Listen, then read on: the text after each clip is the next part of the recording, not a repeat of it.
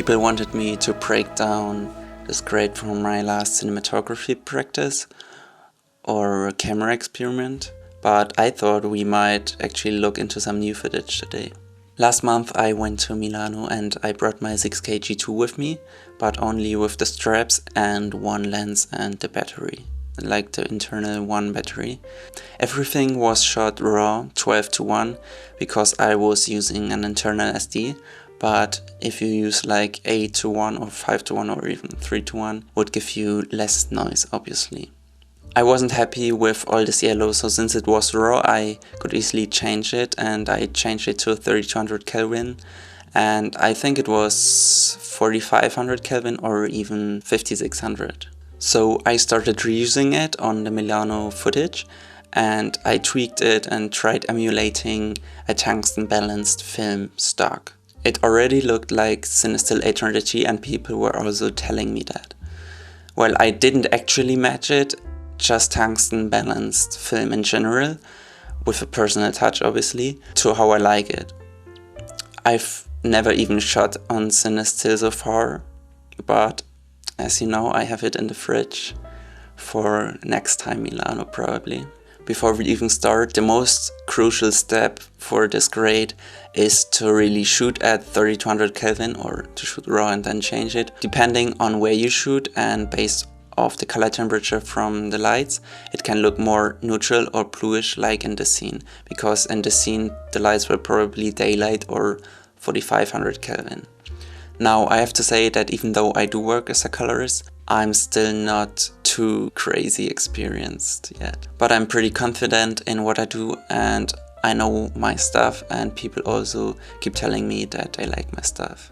When I first graded, I was using one of the Phantom LUTs as a base because I really like how it already looked. And for YouTube videos, that's often what I just use because it fastens my workflow. Of course, if I do proper color work, I also often create completely custom looks.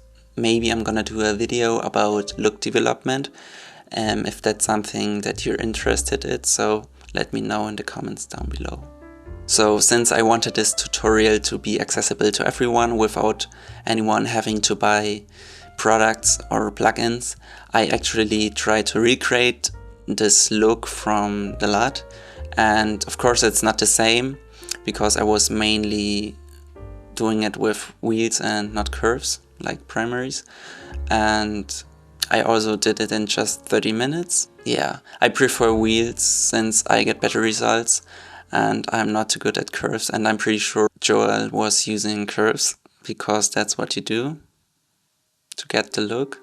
No, it's not true. You can. I'm just not too good at curves yet, but I came really close and I actually really like it.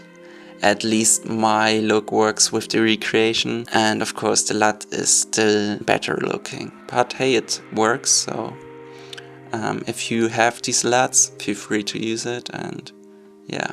I think it makes more sense if I do a breakdown of the grade. To be honest, it took me a while, and yeah, it was just basically me experimenting, and this grade version number 1 originated actually from my first Blackmagic video, which is linked up here. I'm pretty sure I won't get the same exact result if I'm trying to recreate this today. Actually, for the beginning, let's disable the film characteristics, and then also this one, and let me show you what's happening. Actually, we don't really need noise reduction. We can delete this one. This one is here my recreation of the look. What is it? Let's call it recreation. This is a compound node which contains my recreation of the ice blue LUT. Right, so this is just not connected, so I'm not gonna cover this here today because I'm not talking about look development, and these are just things that I did to make it somehow match. And here's just a basic color space transform, Blackmagic to Rec 709. Alright, let's go back and see what I did within the level. Within this node, I call it level or exposure, I do my curve adjustments. As you can see, I raised the blacks to not have it touch, because film is more likely to be a little bit lifted in the blacks. That's why I went into the HDR and really just raised it until it was 1. So that's lifting the blacks, and I also of course raised the exposure from just a little bit, half a stop, if that's even a stop. I don't think it is, but just a little bit. And you also always have to pay attention to not clip anything. Of course the lights are gonna be clipped, but within here you don't really want them to be much above. And as you can see, I brought up the highlights a little bit. It's fine for now to have them clipped within here.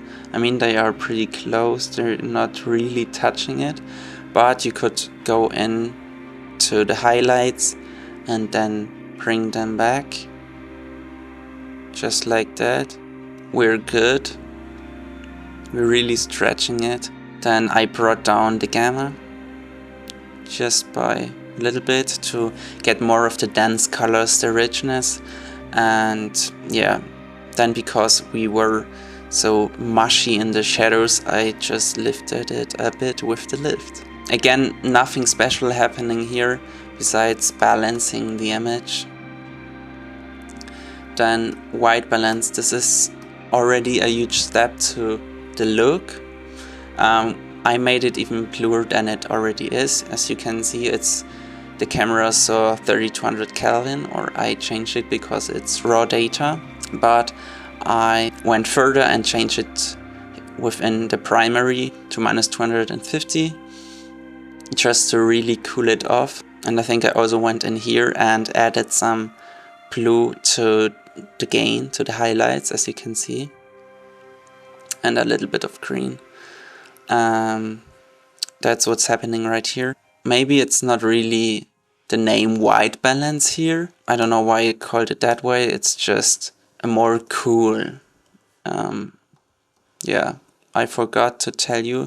Often when I come back, and that's really important too, you start to see, wait, that's way too overdue. I always like to go further and then redial it with the key output if it's something like this, because you're so familiar with your colors that you have to take a step back and then realize it's too far. It looks right, but I don't want to change every ingredient, and then I change the key output, so not a big deal.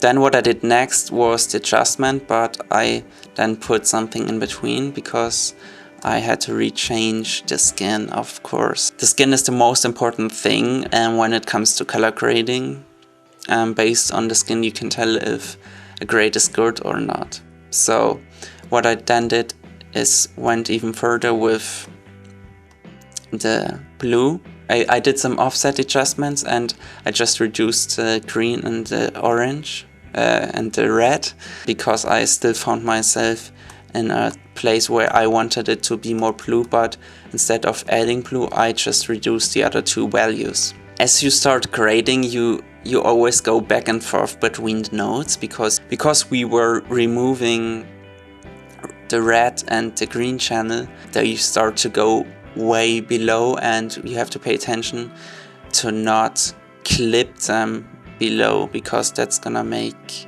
a bad grade. That's why I then went back and did all these adjustments, like first of all this black roll off, and then also went into the blacks or the darks and desetted it. It's just a lot of trial and error, and of course now the skin is a little bit weird. That's why I went in here. I'm not sure if it looks too reddish.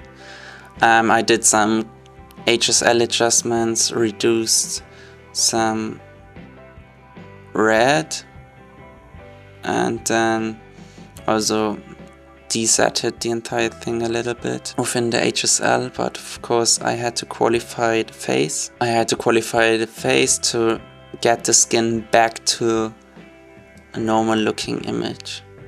Maybe it's too red, I don't know what was happening here. But let's see.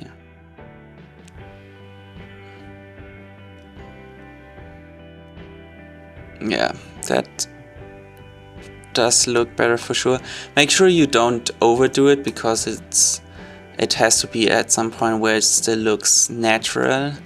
And of course, if there are blue light sources, it's gonna look a little bit more bluish and not perfectly like clean. This node really just adds the blood within the skin to make it feel more natural instead of this ghosty blue. Yeah, just a little bit, don't overdo it. It still has to look natural and make the image better. Let's actually go to the film characteristics. I always start with softening up the image, especially with the pocket, with the Blackmagic camera. It's just too sharp in my opinion. That's usually a thing I do to film emulation, because film is not clinical sharp, and I call it sexy soft because it's my kind of softness that I like, and I got it with the film damage. I just reset every setting and remove the ticks from the scratch and the dirt, and then just set everything to 1 or 0, because the default settings are different. And then I just added some 69. Just a little touch makes it a little bit cleaner. In this node I put the film grain. I know this one is only available in the studio version, and I really like the integrated film grain actually. And in this one I went with the 16mm 500T and did some adjustments to it, but you can also leave it like that. Within here I do a classic vignette, nothing too special, just a circle from the power window and really softening it up, and then reducing the offset and gain. Also notice that I have this one selected if you're, and then there is my custom halation. I know there's halation within DaVinci Resolve. I think it's also only available in the studio version, but I don't really like this one, or I'm just really used to having my own halation because I know exactly what's happening in here. If you're interested, I can leave a link down below to how I got the film emulation. Of course it's tweaked to my liking, and I changed it throughout the year. But if you want to know my halation curve, this is my curve. I usually don't go too high with it, but for this 16mm look, and of course the CineStill has a stronger halation, and that's what I also did here. I did go a little bit further than I would normally do, but I really like it within this grade. And yeah, nothing special, it's just in a compound node because I like to keep my nodes a little bit organized.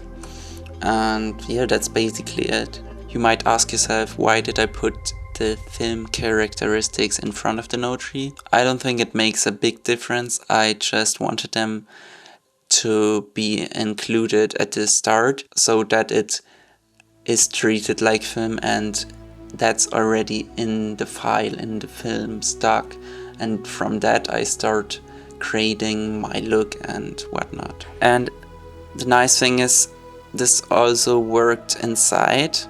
It really feels like film to me.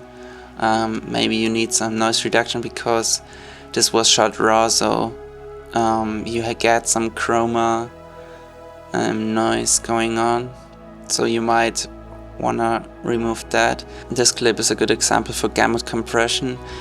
This looks really weird. If you get these, make sure to have gamut compression, and then these highlights are not weirdly pulled down. Yeah, that's important. I really hope that these insights were actually helpful and not too confusing. If you have any other question, please let me know. Subscribe if you haven't already. Also give me a thumbs up, it would really help with the algorithm, and if you made it until the end, I appreciate you, and I really hope to see you in the next one. Bye.